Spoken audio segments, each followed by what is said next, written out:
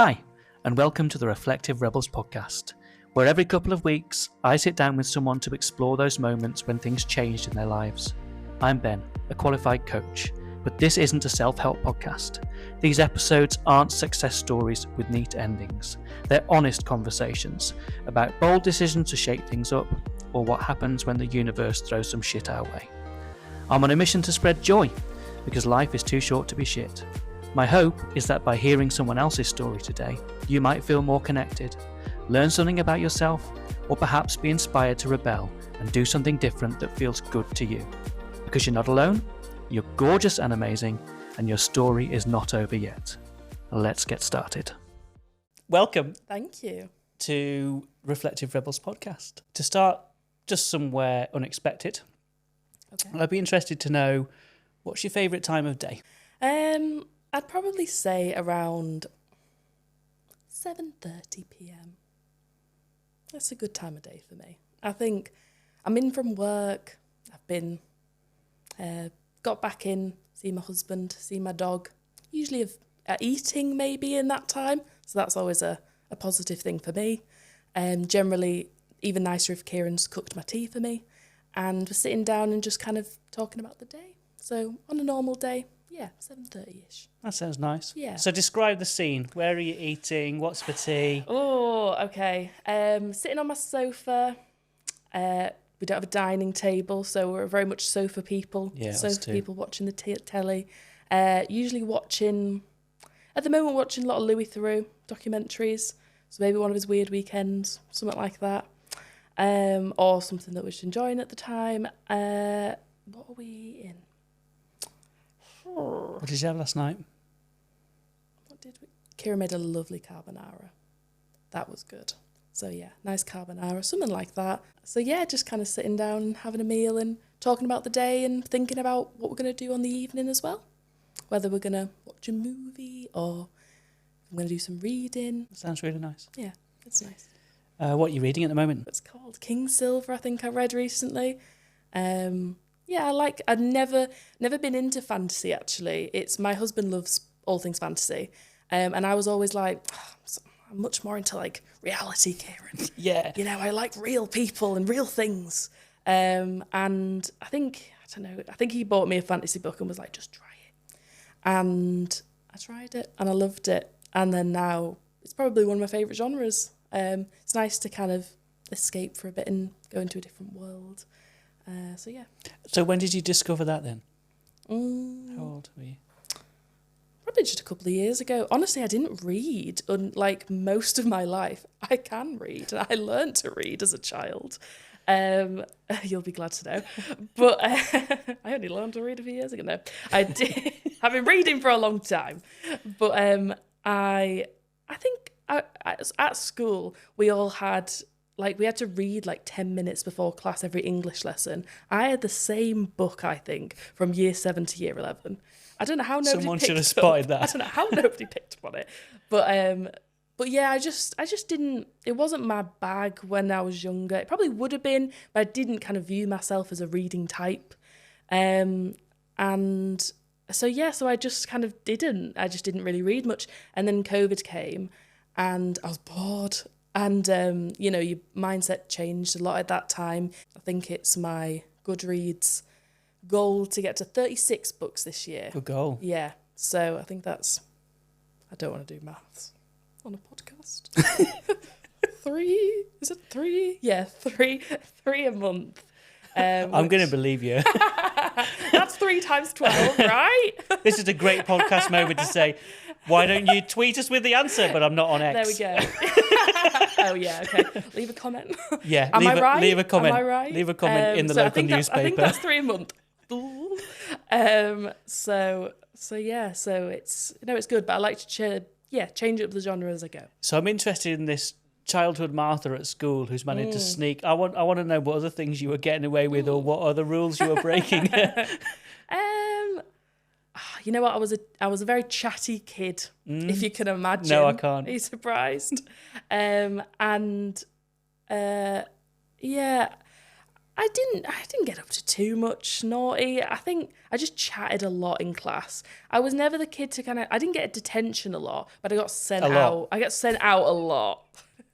The teachers would just be like, just get out, Martha. And I'd be like, sorry, I'm out. But yeah, just disruptive. I think I always wanted to make people laugh. It was a kind of huge importance in my life to be able to make people laugh. It still is. I think I've put it in its place a bit more now. I would have done anything and said anything to make somebody laugh in the past, and I was very much like that at school. But yeah, I don't think it's as important to me now.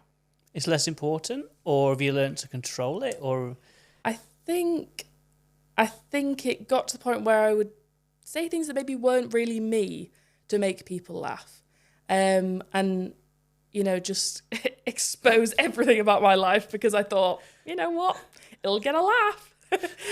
Silence in a room, and I'll just be like, well, I gotta say something, and I'll always kind of like put that pressure on myself a little bit because I think when you are like I'm not saying I'm a funny person. Do not put that on the record. But I like to make people laugh. And I think when people think that about you, there's a little bit of an expectation that that's kind of what you're like. And that's kind of what you'll bring to a social event, for example. And that's quite a lot of pressure because sometimes you're just not feeling it. Now I think I have a little bit more, respect for myself. In that I'm not just there for other people. I was just, a bit of a class clown. Everyone's going to be like, she's not even funny at all. She wasn't funny at school. She read loads of books. Yeah. She was always in the library. Nose was always in the books. She's painting this false picture of herself. I really wasn't that funny. But no, I've always enjoyed it. Yeah. Let's talk about your dog. Okay. And your husband. It's funny that you say that in that order. But it's because, so my dog is a pug. He's a little pug and he's called Thor. You can't beat that. My husband's called Kieran. It's a great name, but it's not Thor the pug. So yeah, no, my dog is a nightmare. I absolutely love him. He's bonkers. Pugs are bonkers. And yeah, he brings a lot of joy to my life. I bought him as a present for my husband. My husband has always wanted a pug, and he never had a dog as a child. I was about to say, or any pets, but there is a lot of guinea pigs in his childhood, and just general life. Honestly, no, a lot. At one point, I think there was 10 to 12. There's a guinea pig explosion in the house. But yeah, no, he always wanted a pug. I love him. He's great. He's my Your husband or the dog? Sorry, we're still talking about the dog. I also love my husband very much. So we've been married for coming up 7 years this year. Oh, wow. Yeah. So if you're good at maths, like I clearly am, that means I got married when I was 20. So I was 20 and Kieran was 19. So, yeah, pretty young. Yeah. Children. Yeah. Yeah. Which is nice. Do you want to ask questions on that? What do you want to tell me? I mean, I'm not going to make any judgment. It's, yeah. But you said unusual. that. You said that. Usually that questions come after that. People are like, that's interesting. Well, I'm more interested in what you feel about it. Yeah. Absolute best decision of my life. 100%. He's my family, and I feel very lucky to have him. And it's my therapist. I can't call her my therapist anymore because I don't actually go anymore. Lots of love to her, but she actually said to me, "A big well done for choosing him, because he's exactly what you shouldn't have chosen looking at your life. But actually, at the young age of 18, 19, you made a really good choice there." And I don't know whether it was, I was like obviously I loved him very much, but like, you know, lots of people do end up in relationships that maybe follow the bad patterns. And obviously my therapist knows everything about me. And she kind of said, you know, it's a lot of people wouldn't have gone for such a green flag, and such a good kind of caring, genuine guy. But I'm very lucky that I did kind of end up with him. Feel very lucky to this day. Oh, that's beautiful. Yeah, he's a special guy. Oh.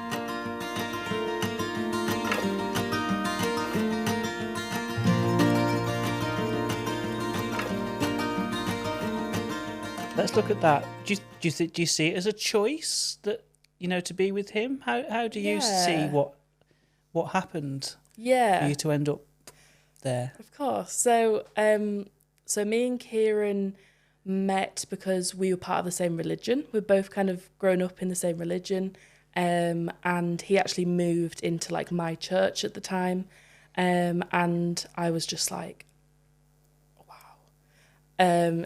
He was at first sight. Absolutely. I knew of him, but yeah, I was just like, whoa. He was like... So this is like a movie moment. It absolutely was. Yeah. Like, I can hear them. Not sure if it was for him as much. He was like, oh, hi. And I was like, whoa. And yeah, we were just...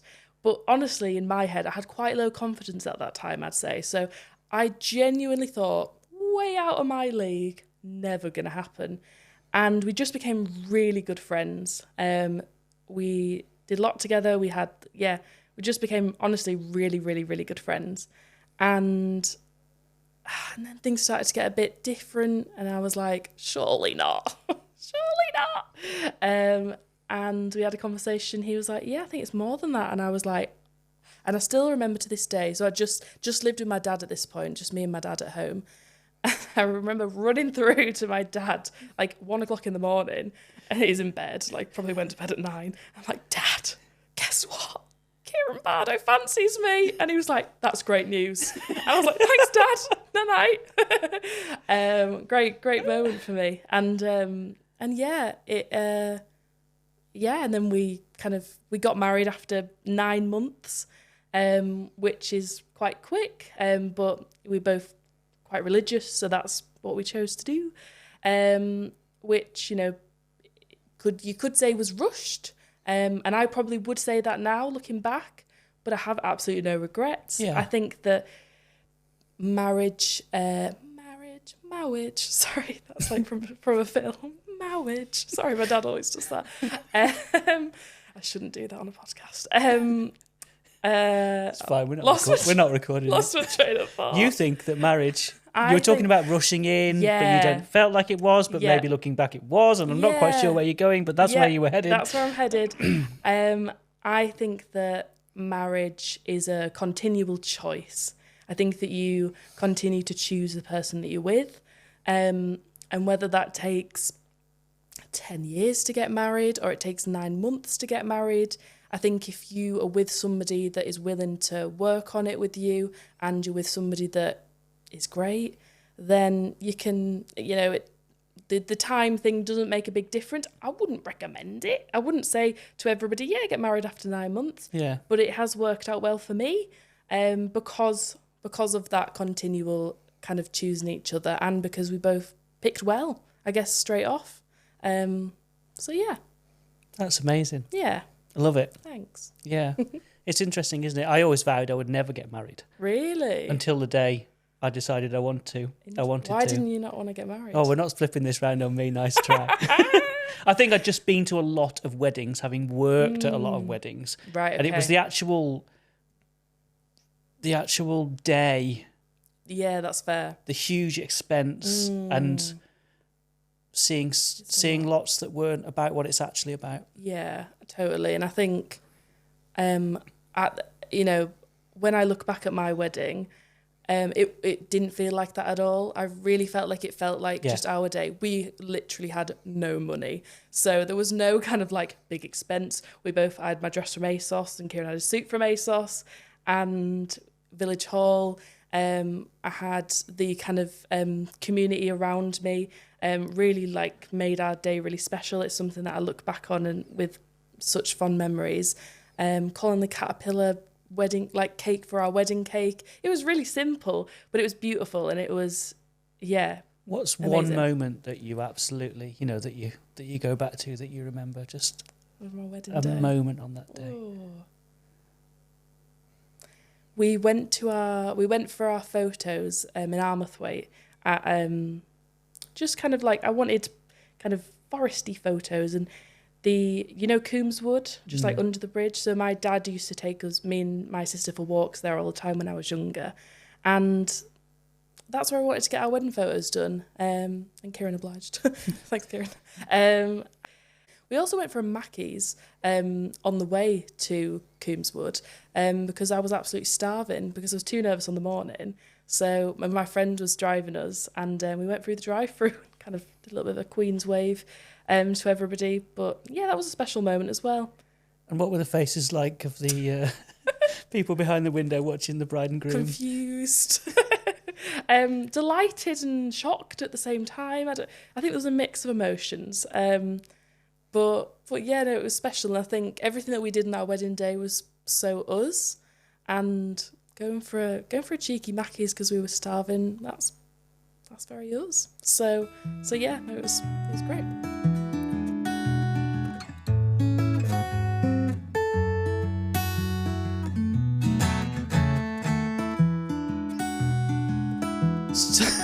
So the McDonald's on your wedding day moment, I get this sort of sense that you're quite comfortable with who you are, and you're willing to not sort of fit with what people expect, or you're willing to make choices that are aligned with, the authentic you. Do you think that describes me? Yes, I think so. But I'd say that I always thought I was being true to who I was, and I always tried to be. And I think I had quite a different upbringing to a lot of people that were around me, and so to kind of do the normal steps, I didn't feel like I had to, maybe because I hadn't kind of had the same steps growing up, for example. So I probably didn't feel that pressure to conform with what is the norm. But I think, yeah, it's probably only in recent years that I feel like truly kind of authentic to who I am. So did you feel like an outsider then? The way you described that? Yeah, I think so. I think not particularly even in a hugely bad way. No. I think, it's rare. I was very much brought up in a religion that was quite different from other people's kind of beliefs, and so that school and things, that was quite different for me, and so I was kind of maybe always viewed as like a little bit different. I wasn't allowed to do a lot of things that everybody else kind of seemed to be doing. I didn't go to university because that was kind of something that wasn't super recommended. So I kind of, was a bit of an outsider in that way. I think, as I said, kind of always like making people laugh. A lot of people asked me, and we were just having this conversation at work the other day, like, did you not get picked on for, certain things? And honestly, sorry if any of my school bullies are out there. No. You don't remember them. But I don't remember them. I don't think that I did. Imagine if they're like, excuse me. We tried really hard to make that girl we really miserable. tried to get her. I don't really think I did get picked on very much. I think I was very lucky, but I think it's because I had really good coping mechanisms of making people laugh and making fun of myself before they did. I think that really got me through school. And whether that's healthy or not, who knows? But it saved me through school, so that's good. Yeah. Was it tiring? Yeah, definitely. And I think you always want to fit in, but it was impossible for me to fit in. So yeah, it was tiring, but I did my best at school, but yeah, I always felt like a bit of an outsider. But I also viewed that as a little bit of a flex at times because it made me a bit more interesting.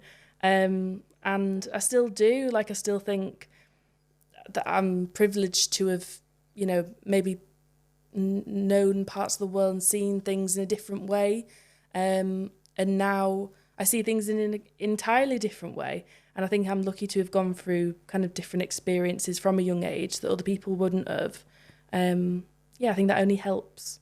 You mentioned, and I can't remember your exact words. We've recorded them. I could rewind it, but you mentioned something along the lines of you feel more like yourself now, or you're making choices that are more authentic now. Yeah. And this podcast is about turning points. So, yeah, was that a moment, or is it a gradual shift, or what's happened to get you to this place? At your age you are now, and that you feel different to how you felt then. I think they say, don't they, that people get their frontal lobe something at 25 or something. Is that right? I don't know. They say. They say. The internet somewhere. I think I've seen it on TikTok. I didn't read it, let's be honest. I love it when people say, "Oh, I read this," and I think, "No, you didn't." See, I saw that on TikTok. I'm gonna be authentic. I saw it on TikTok. You saw it on the TikTok. I don't know what TikTok is. Don't. If you're a scientist out there, you can disagree with me. Please comment below if that's wrong. And contact us on Twitter. Yeah, which doesn't exist anymore. Please don't contact me personally. I'll be upset. But yeah, that's what I hear, and I do think that's what I hear the scientists say. And I do think that not that I think that exactly happened, but I do think in the past couple of years, kind of from 25-ish, I have had a bit of a change of heart, change of the way I think about myself. I think, to be honest, it's funny because you always think that you're maybe going to have these moments when like things are really bad in life, and you'll come out and be like, wow, this thing happened. But actually for me, I think things were really good. I think me and Kira moved a lot when we first got married. We kind of moved every year. I moved a lot when I was younger. I lived with lots of different people as well. So I lived with my dad, with my mum and dad when I was younger, then just my dad, then just my mum.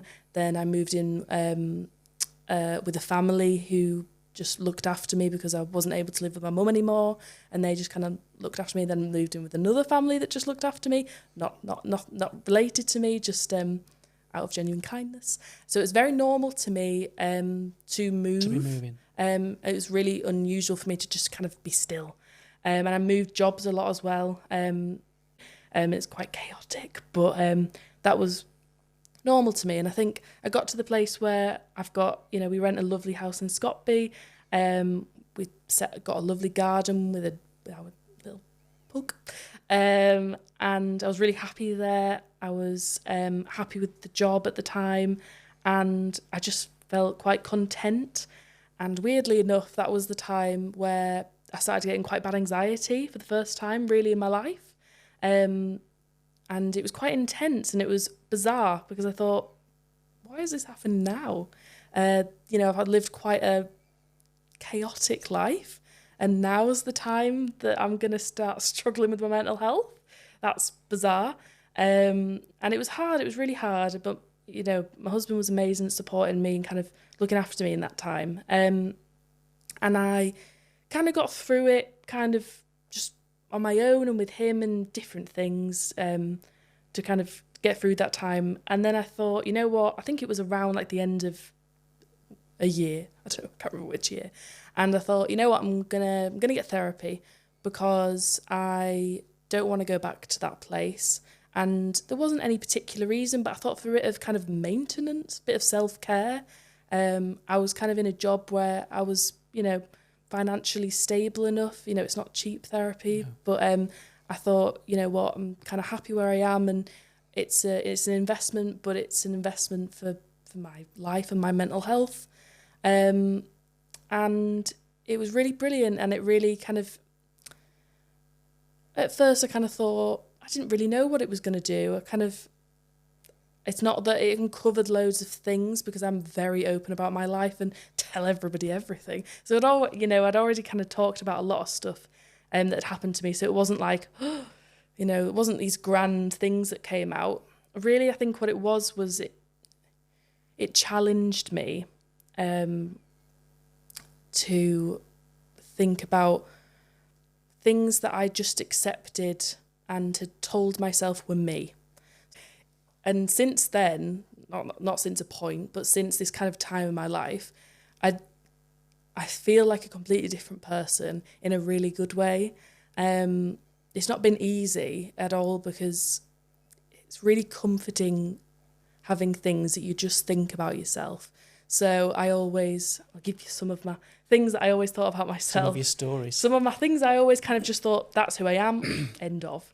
My beliefs, I always thought that I'd absolutely have them and that I'd absolutely stick to that. That was what I've been brought up with and 100% who I thought I was. Big things like that. And, thinking that I'm this confident social person that loves, getting out there and making people laugh and doing all sorts of funny things and always wants to, so much of an extrovert, not an introvert. That's kind of what I always thought about myself. Even to little things like that I didn't really like the Lake District and that I was wasted here. It's funny, but I don't like walking up mountains. I really don't. And I don't care how many people say it's really great at the top. I've tried. I don't really enjoy it. I think it's amazing if you do, but it's not my thing. And when I was younger, everybody would, be up trying to do the Wainwrights and stuff. When I was younger, everybody's trying to do that now. And my dad loves it, and so many people in my life kind of love doing that sort of thing. And so I just kind of, that's not, I'm a city girl then. I'm not a country girl, and I probably shouldn't be living here. Trying to think about other things. I guess also that I wasn't a family person, so that I didn't really put any value on family. I've not had kind of good experiences with family, and I kind of written off, that I would particularly get on with any of my relatives, and that I would ever kind of have a family, because that had treated me badly in my head. And so, all those kind of things that I'd told about myself, I started to be challenged on that, which was, interesting, and it's completely changed my life now. That sounds pretty life-changing stuff. Yeah, absolutely. And I think just shows the power, both of you recognising you wanted that change, and then asking for help to help make that happen. And I think that's a really important message, that we don't have to do it on our own. Absolutely not. And you can't really. I think you need people to, a lot of the changes you make maybe are internal, but you need the support around you to kind of get you, sometimes to actually make you do the change that that you kind of need to make.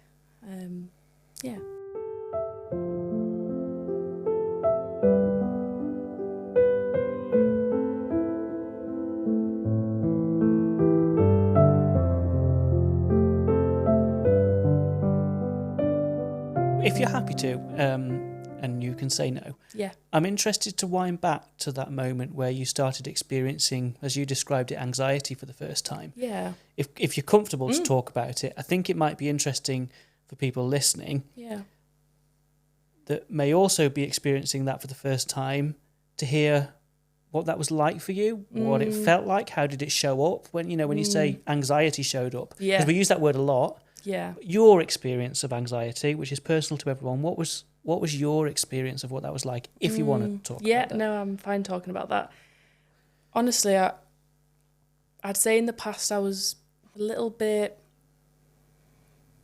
I wasn't very accepting of anxiety, to be honest, which is crazy, as if it's my choice. But I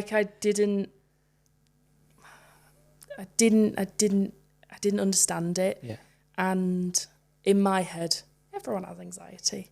And we do all have anxieties, don't we? Yeah, we do. And, me and you were both a bit anxious before this. I was pacing. My hands were sweating, they still are. But actually experiencing quite extreme anxiety was something completely different. And And So how would you describe that? What was different about it? it was just thinking, it felt paralyzing, to be honest, and it was so different to who I thought I was, and it really caught me off guard. And I just couldn't get my head around why and how I was feeling like that. Like actually how it felt. I didn't want to leave the house ever. And that was crazy to me because I am a social person. I do like getting out, and I always view myself as quite a busy person. I hate the idea of being in the house, and that's something else that I've had to work on, is being alone and being in my own space. It was the worst when I was alone in my house, which is crazy because that should be a safe space. And now it absolutely is, but it felt terrifying. Time. Yeah. Do you know what? That's so helpful, and I hope that's connected with other people, because those two words were absolutely my experience as well. Really? And lots of people's may be different, but the paralysis. I remember one day very vividly walking up a set of stairs to our office, and I literally couldn't take the next step.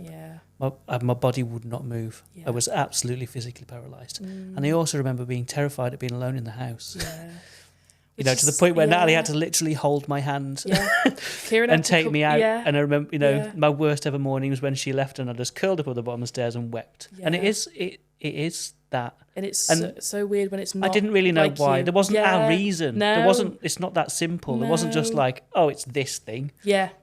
If it was like that, that would be so much easier. It would be. Because solve that problem. And you're done. It's more terrifying when actually it comes out of the blue. And I think I found things so overstimulating, which I never had either. Like, I love my dog, but he does bark a lot, and he's got a very annoying bark, as all dogs do. And like even hearing the dog bark used to set me off like in tears. That was so not me, somebody that had to do that. Like, that was so not who I thought I was. And honestly, I maybe looked down on people a little bit beforehand that felt like that. And I'm ashamed to say that, but I did. And I kind of, I think in my life I'd gone through quite a lot. And I kind of thought, I don't understand why people can feel like that maybe when they're not going through something that difficult. But that's completely changed my view of it, and it's humbled me 100% to actually think you never know what somebody's going through, and the brain is it's a wild thing. It's a wild thing. Wild. Yeah, it's great and it's crazy and it's depressing. Yeah, it is, and that's part of the fun. Yeah, that's it. Yeah. I think that's hopefully really helpful story for people to hear. And it's interesting as well that was a moment of change, but actually it came from almost a moment of stillness. Yeah, absolutely. And I love the power of stillness and the importance of stillness. To just gather everything, and then sometimes you start to feel the things that you probably should have always been feeling. I think I thought, because I was such an open person, and I would tell everybody about every secret that somebody just looks at me and I'll be like, do you want to know this? Let me tell you all about my life and my family secrets. So I kind of thought that I don't bottle things up. Yeah, you dealt with it all. I tell everybody everything. Everybody knows everything about me. That doesn't mean that I dealt with the emotions surrounding it though, and the feelings that kind of needed to actually be dealt with. It's now maintaining that and feeling things when they happen. I, thankfully have a much more peaceful life now. But for now, that's it. You never know what's around the corner. There's not loads of stuff going on all the time, but it's kind of dealing with stuff and actually, like you say, having that stillness of right, do I have more to feel about that? Do I have more to process about that? So that's kind of a new thing that I do to kind of stop my... Great. It's hard to do. Yeah. But I think it's important. Yeah, and it's ongoing, and you'll probably mess up at times and not do it and have another crazy bout of anxiety, but do better next time and you'll learn something, I suppose.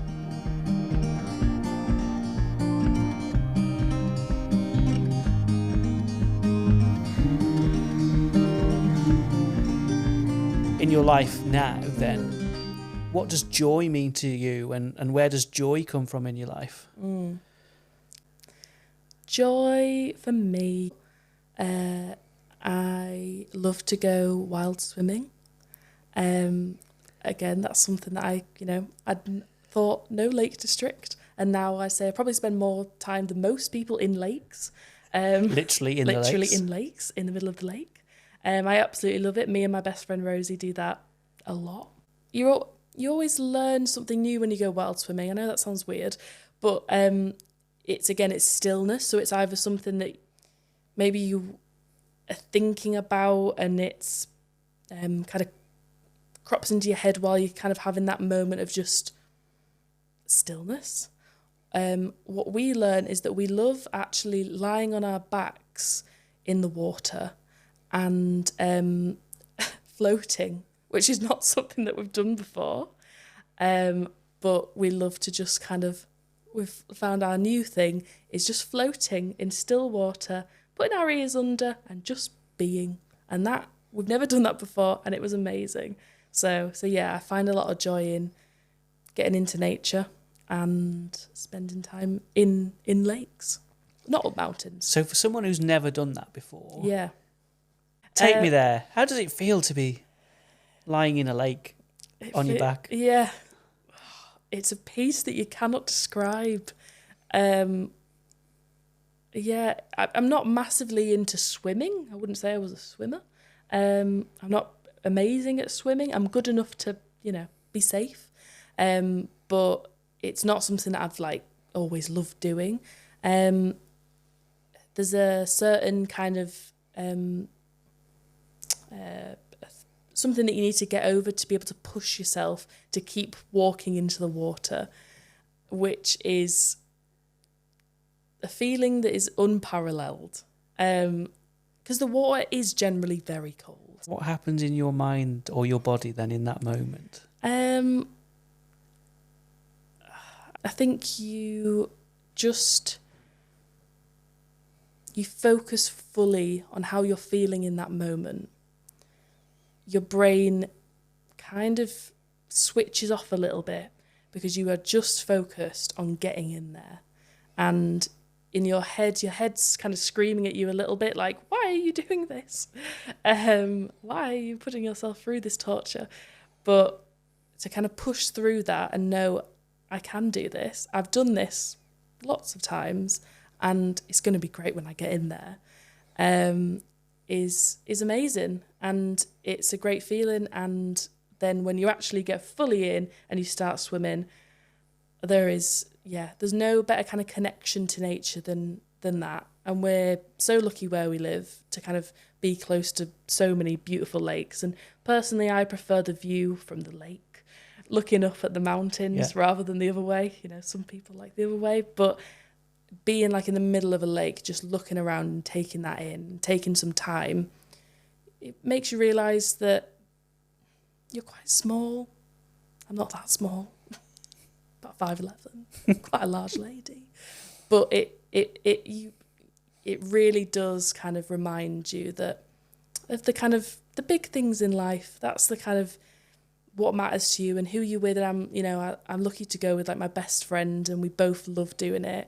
And honestly, also, it's just fun. It's just like playing. Yeah. It is very playful, and I think that's something as well that I've kind of, in the past couple of years, I've kind of refound is just playing. Okay. I don't think we ever want to stop playing, but we're kind of told that we should because we're adults now. Yeah. But me and Rosie, when we go out into nature and we, we're not playing mermaids, but like, it's fun. It's okay if you are. You can admit that. We're not playing mermaids, but like, it's just so fun, like adventuring, and it's all the kind of things that like you read about in books that you've always wanted to do. And as a child, you couldn't just go out and do that alone because the world's an unsafe place. As an adult, you can just crack on. You can, and it's great, and you can go wherever you want. You can just, there's no, in winter you're a bit more limited, but this time of year you can go after work. It doesn't have to just be like, this is my weekend plan.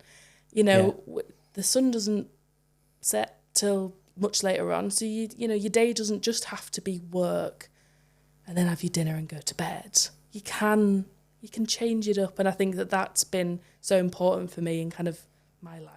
I'm really interested to talk about what's next then. You've got to this place, but there is so much more of the story ahead. And I was really fascinated by that moment you described where you stood in the lake and your brain is saying, no, no, no.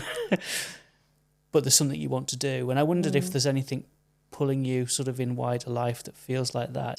I think it's just more of the same. I think I'm only young. I'm only 27. And I think I've got a lot to learn still. And I think that the process of me kind of figuring out who I really am and reframing kind of what I've always thought about myself and who that was, I'm getting, every day that's helping me to learn more about myself. Like only recently I am, I'm not creative. And I've always said that about myself. I'm not creative.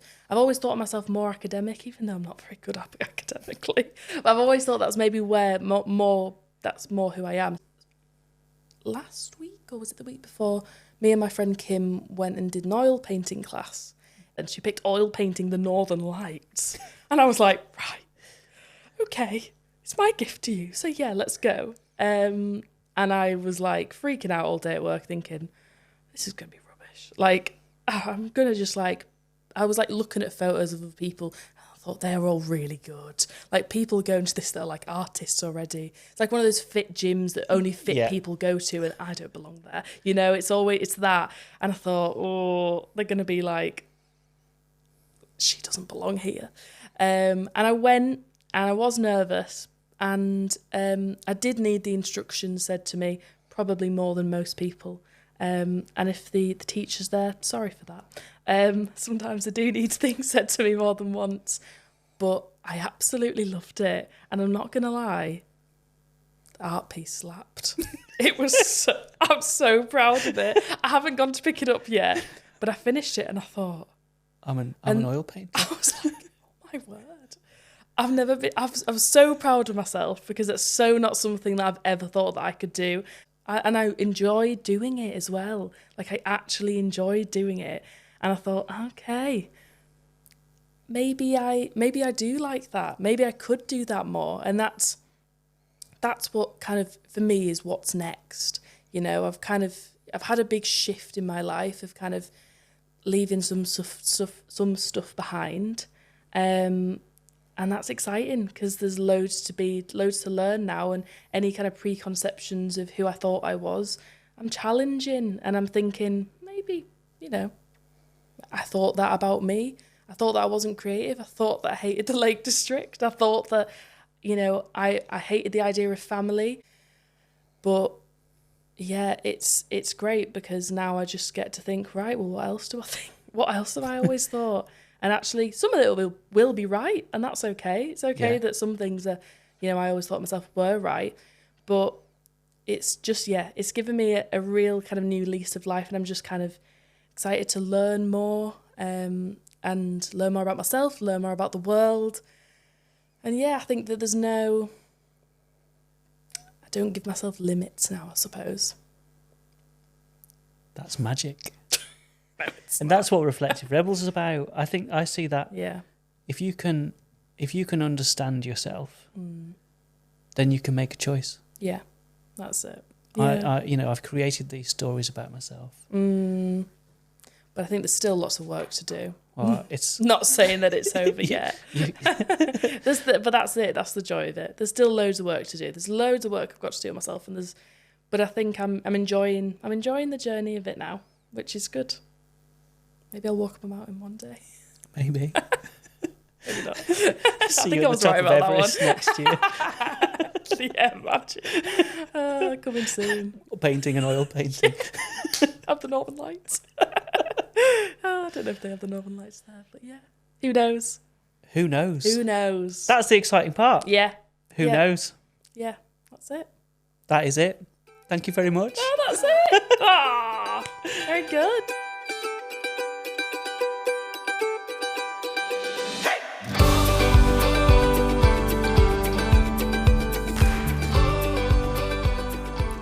Thank you so much for listening. I hope that hearing that story has made you feel a bit more connected to them, to yourself, and maybe to the idea that change is possible.